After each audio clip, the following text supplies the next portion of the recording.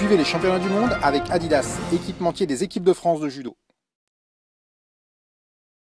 Benoît Campargue, comment se passe cette préparation? Est-ce que tout le monde va bien déjà?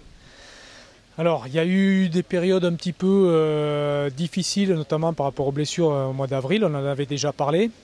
Et là, on retrouve vraiment une équipe qui retrouve de la consistance par rapport à déjà l'état de santé, parce que l'objectif quand même c'est d'arriver en bonne santé au championnat du monde, donc c'est quand même le but.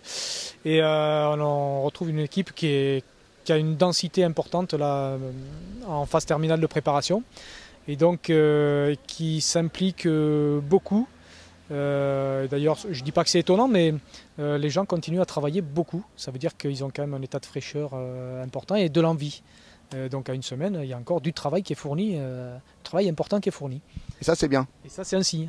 C'est un signe. Donc dans toute équipe, quand on sent que les gens ont envie de travailler en phase finale de préparation, c'est un signe comme quoi ils ont envie déjà de faire du judo, ils ont envie de se préparer, ils ont encore la force mentale et physique pour en donner. Après, il ne faut pas tomber dans le piège d'en faire trop. Mais voilà, je pense qu'ils sont bien dans leur tête, ils sont bien physiquement et ils se préparent sereinement.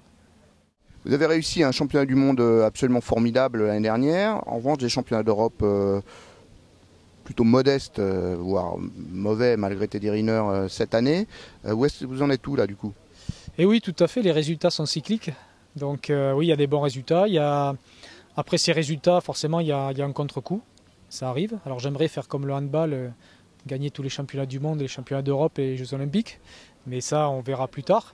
Aujourd'hui, on peut faire un beau tir groupé, je pense qu'avec cette équipe, mais pas que là, avec le haut niveau français, on peut faire un beau tir groupé aux Jeux Olympiques.